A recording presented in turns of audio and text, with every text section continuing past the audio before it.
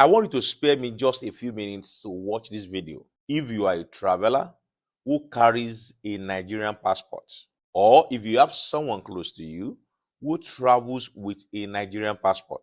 I had a very traumatic experience at Cairo International Airport recently on April 30, 2024, and I need to share this with you. I'm Reverend Dr. Israel Christlery, the senior pastor of Shepherd Baptist Church, Obanikoro, Lagos, Nigeria, the CEO of Oasis of Faith Intercontinental Limited, that is a private Christian pilgrimage company, and the president of Christian Tourism Practitioners Association of Nigeria. I left Lagos for Amman through Egypt Airlines with a group of 28 pilgrims, and we had a stopover for 4 hours in Cairo before we boarded the second leg from Cairo to Amman. I took all my pilgrims to our connecting gate, H2, around 9 p.m. And having said to 26 of them there, myself and another woman who were on the trip, who were flying business class, left for the business class lounge. We were in that lounge until 1 hour before our next flight, when I told her to let us go back to the gate, since I saw the notification that the gate of our connecting flight was open. When we arrived, I saw the pilgrims seated and not going through the gate security checks. I asked them why, and they replied that they tried to, but were asked to go back and sit down and allow others to go through the check first. I then went to the counter and asked a young man I saw there if they were not attending to Amman passengers yet. And he confirmed that they were already doing that. So I told all the pilgrims to rise up and let us go through the gate formalities to board our next flight. As we lined up to go through the formalities, I saw some policemen and some airport staff discussing, talking together. I wondered what they were talking about. And initially, I thought it was about our documentation or visas that they wanted to confirm.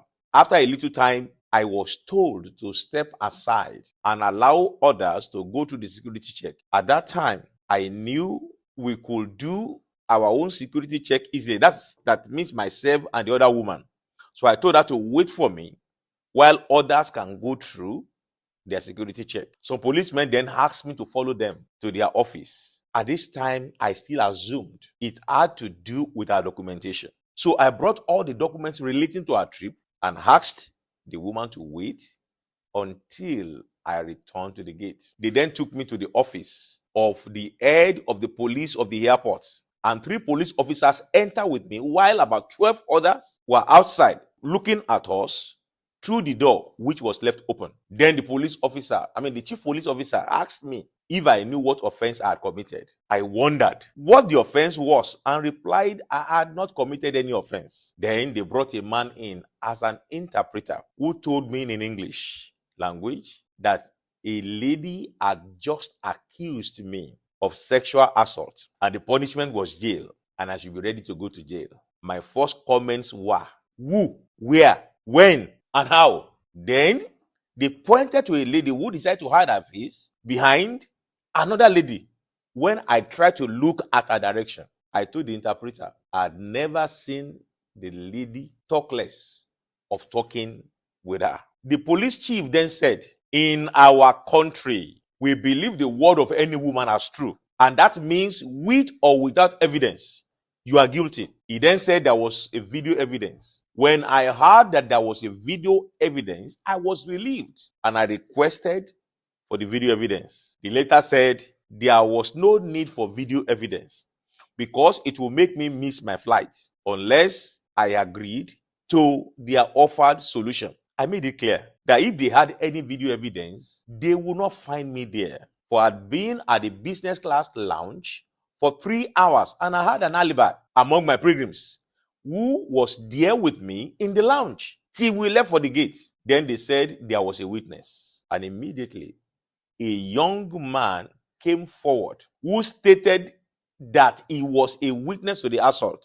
I asked him where and when, but there was no answer. The police chief then said that since there was a witness, I could only go if I accepted the solution he will offer. I asked what was the solution. He then said, I must apologize to the lady in a way that she will accept.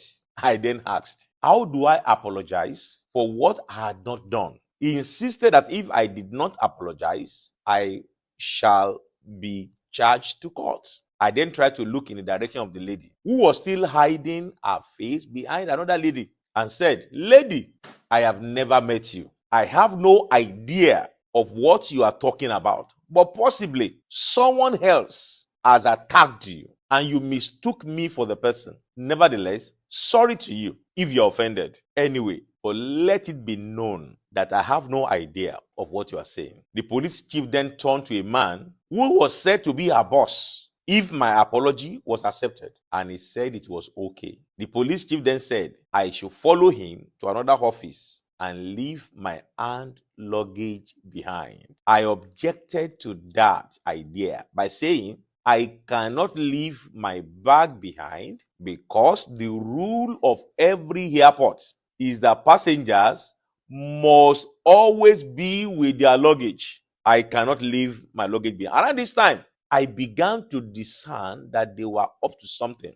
They were trying to look for every means to set me up. When we got to the other office, I was asked to wait outside. When the police chief and other officers entered, at this time, I told myself that if these people succeeded, there was no way to free myself. I was totally isolated from my pilgrims, who were supposed to be boarding the next flight. And I could not understand their conversation, which they were making in Arabic. I then picked up my phone, pressed the record button, and kept the phone back in my pocket. At least that will be my only evidence in the future. After a while, I was invited into the office and I was asked to come and sign a document they had prepared in Arabic. I refused to sign because I told them I did not know what they had written. That would be stupid of me as an educated person. They said if I did not sign, I will go to jail. They said it does not matter, that what they actually wrote was just a settlement.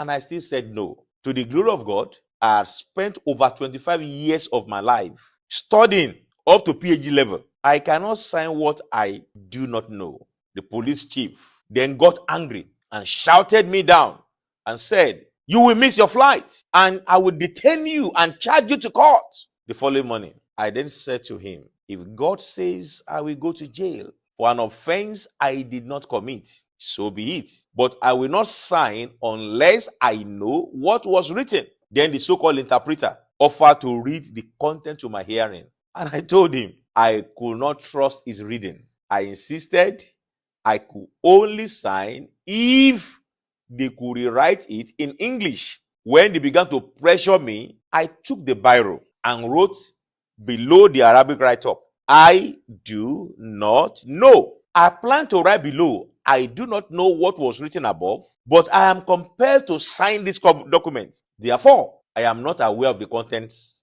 above. But when they saw me writing, I do not in English, one of the officers snatched the biro from me and shouted me down. The police chief then insisted if I did not sign, I will miss my flight, which will have taken off, and they would detain me and charge me to court the following morning. Then an idea came to my mind. Since I succeeded in writing, I do not below the Arabic. It speaks volume. So I picked the biro again and wrote my surname. While doing that, the desk manager of the check-in counter came in and talked to them in Arabic like magic. They handed over my passport to me and asked him to take me to the aircraft. I did not understand the magic words that effected my release until I got to the tarmac. Right at the foot of the aircraft, I saw all my 27 pilgrims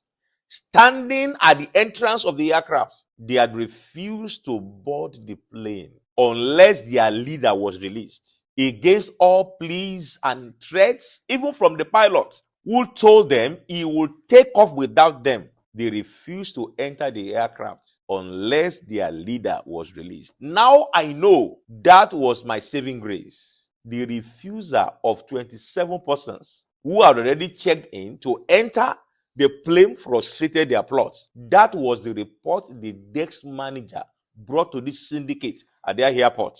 They would have succeeded if I were traveling alone. I wondered what they would have achieved if there were no people that I was traveling with.